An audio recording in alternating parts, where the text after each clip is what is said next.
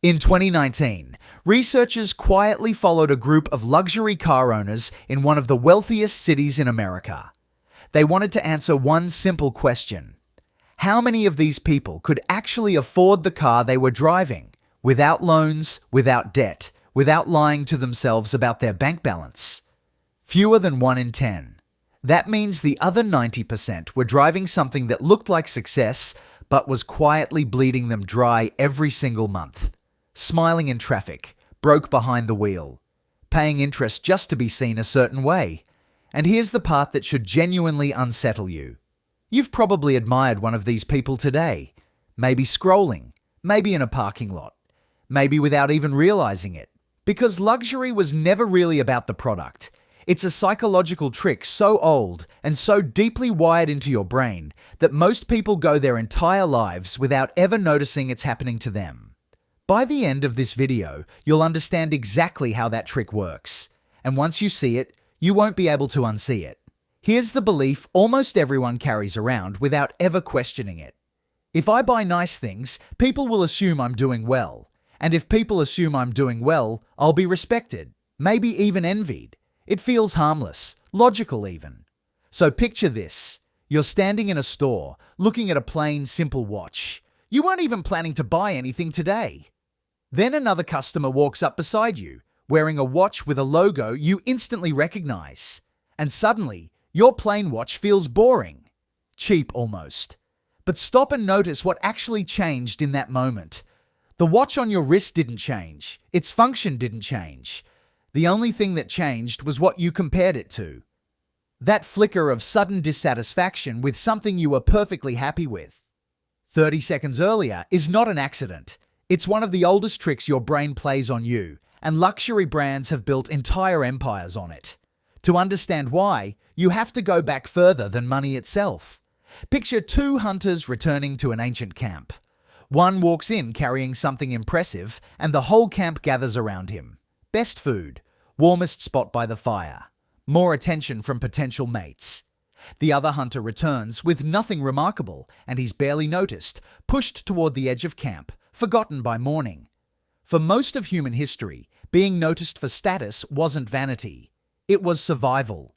Your brain still runs that exact same software today. It just swapped a killed animal for a logo stitched onto leather. Here's the surprising part. When your brain registers a status symbol, whether it's on your own wrist or someone else's, it releases a small hit of the same reward chemical you'd get from being publicly praised or unexpectedly winning something. Not because the object does anything useful for you, because on some primitive level, your brain genuinely believes you just moved up in rank. And here's where it gets strange, in a way most people never stop to notice. Normally, when something gets more expensive, fewer people want it.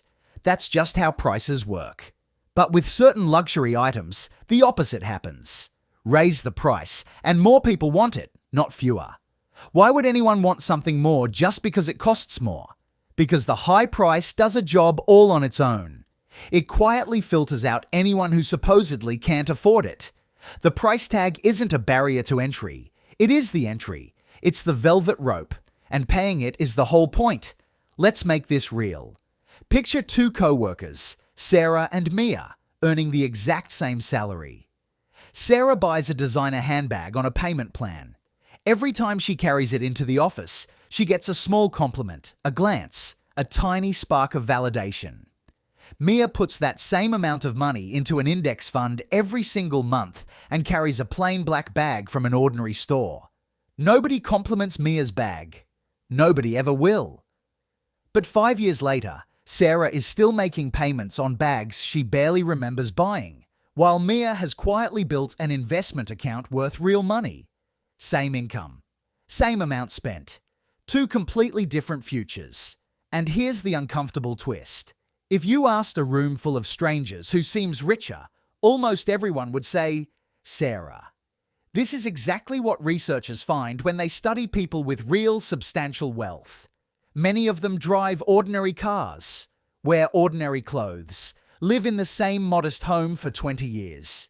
Meanwhile, plenty of people who look wealthy from the outside are often the closest to financial collapse. There's actually a term for this gap: Stealth wealth versus loud broke. Think of it like an iceberg. The tip above the waterline is what everyone can see. The car, the outfit, the vacation photos. But the part that actually determines whether someone sinks or stays afloat sits underwater, completely invisible. Savings. No debt. Investments quietly compounding in the background. That part never gets a single like on social media. Nobody's ever impressed by a retirement account. And here's why one purchase rarely stays just one purchase. Picture someone named James. He buys one pair of designer sneakers, just a small reward after a good year at work. Nothing else in his life actually changes, except how he sees everything else in his life. Suddenly his watch looks outdated next to those shoes. His car feels embarrassing pulling up next to sneakers that expensive. Even his own couch starts to feel wrong. James isn't chasing sneakers anymore. He's chasing a matching set, one piece at a time. And his bank account is footing the bill for a feeling that keeps sliding just out of reach. Psychologists have a name for why that feeling never stays satisfied: hedonic adaptation. Your brain gets a spike of excitement from something new, but that excitement fades a little faster every time. So the next purchase has to be slightly bigger just to produce the same rush. It's like scratching an itch that keeps reappearing in a different spot. The purchase never actually satisfies the need, it just relocates it. Luxury brands are not confused about any of this. They understand exactly what they're doing to your brain, and they've built entire empires on it, on purpose. Take one of the most famous handbags in the world. When it was first introduced in the 1980s, it retailed for a little over $2,000. Today, that same style can retail for well over $10,000, and the company keeps raising the price almost every year without fail. You'd expect demand to shrink as the price climbs that high. Instead, waiting lists have only gotten longer, because the company isn't really selling leather and stitching anymore. It's selling the feeling of being one of the few people who can have it, and it's charging an enormous premium for a feeling it deliberately manufactured in the first place. So, here's the question worth sitting with for a second. Look at what you own right now, or what you've been quietly saving up for.